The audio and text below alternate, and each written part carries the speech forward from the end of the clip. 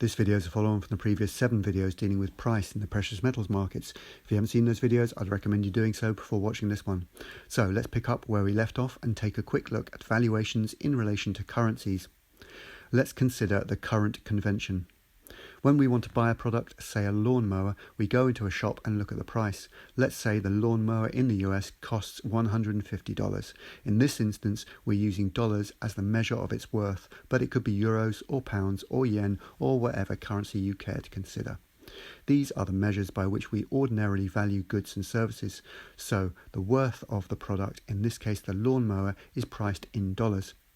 And in some shops, you can even see sticky labels that are physically attached to products for sale, showing their price.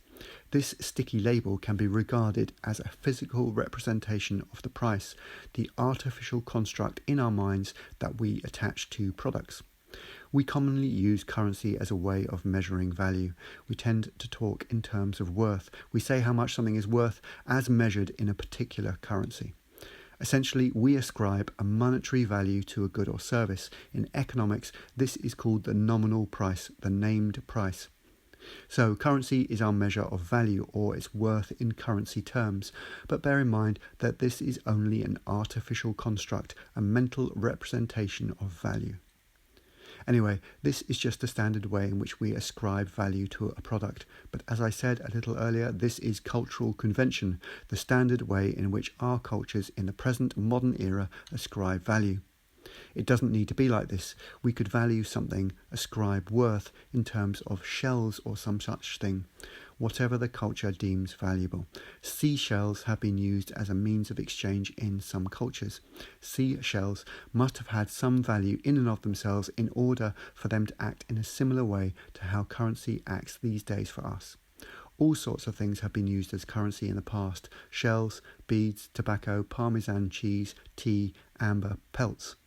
It's also worth bearing in mind that tobacco was used as a currency in the US throughout most of the colonial times. It was made legal tender in 1642 in Virginia. Many business transactions were conducted in tobacco. This situation continued until the second half of the 18th century. It ended because there were serious flaws in the system. Quality of tobacco varies, so this makes trading using tobacco as a currency somewhat tricky. Also, carrying around large bales of tobacco was not convenient. They wouldn't fit in your pocket. Tobacco notes were introduced to help overcome this issue of portability. We might scoff at these aforementioned types of currencies, but really you might want to ask yourself, is our system any less ridiculous? I think not. It could easily be argued that commodities like tea, tobacco and pelts at least have an intrinsic value in and of themselves. They're worth something, irrespective of whether they're being used as a currency or not, especially as compared to the currencies which people nowadays think of as having some value. At this juncture, it's worth saying that both money and currencies are mediums of exchange. They are just convenient ways of conducting trade. When we buy something that we want, an exchange takes place. Goods or services are exchanged for money or currency. Being a medium of exchange is a characteristic of money. When it comes to trade, money is better than bartering. Money provides a ready and reliable means of exchange. One of its advantages is that it's portable. After all, it's easier to carry around some notes and coins than a cow. Portability is another characteristic of money. The primary problem with bartering is that you might go to a market and say have a bushel of wheat and you want to get a couple of chickens. There might be a farmer in the market with a couple of chickens. However, he doesn't want a bushel of wheat. Instead, he wants a bag of corn. There's a mismatch which hampers trade. Unless they can both find a farmer selling corn, the exchange probably then doesn't happen. Money overcomes this impediment. This is a very important function of money which allows trade to take place. Returning to the notion of medium of exchange, obviously the vendor would not want to exchange his goods or services for just anything. He wouldn't want to exchange something for nothing. He will only agree to the trade if the money or currency has some kind of value, a value he can rely on, that he can be assured of, that he can have faith in. This can easily be illustrated if we imagine a shopkeeper being duped into accepting counterfeit currency. Let's say he's made the mistake of exchanging items in his shop real goods for fake currency. Maybe he doesn't realise it's fake until he takes the cash to the bank and then they tell him the bad news. Needless to say perhaps, but he won't be best pleased. The con man, however, is pretty happy because he's basically got something for nothing.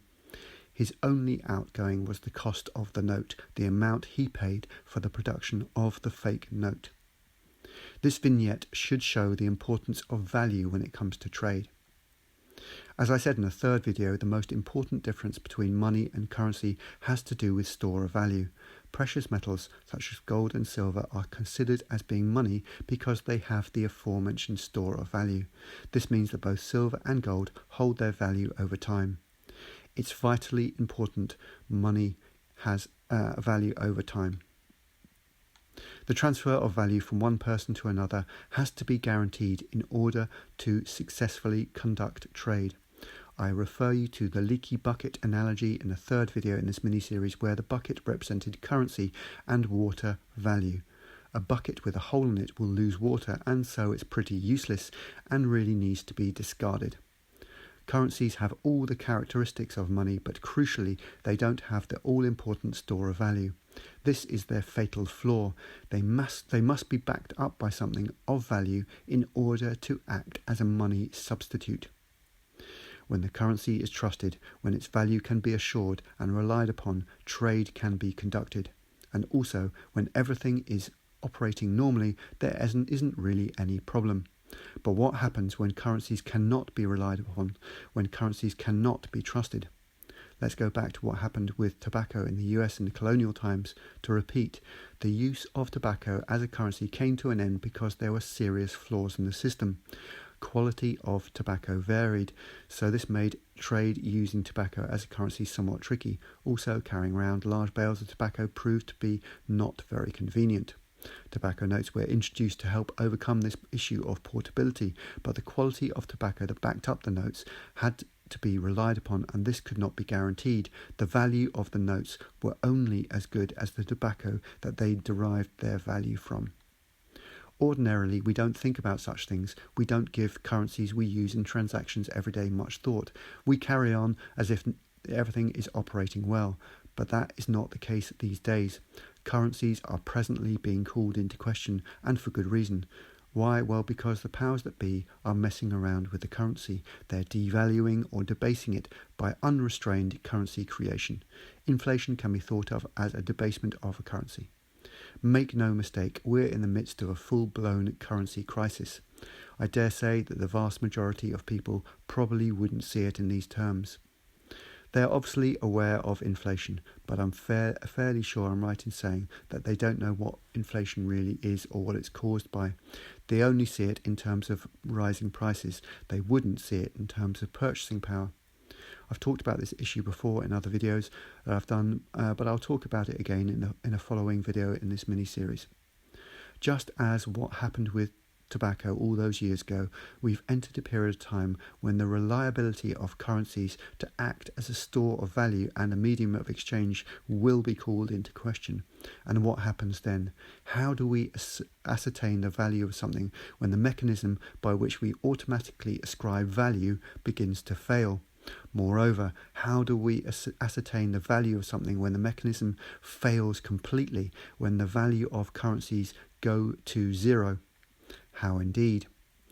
I've split this topic into a number of videos, so there's another however many to follow. In the next video, I'll focus on valuations, particularly the difference between value and price. Wise up and rise up.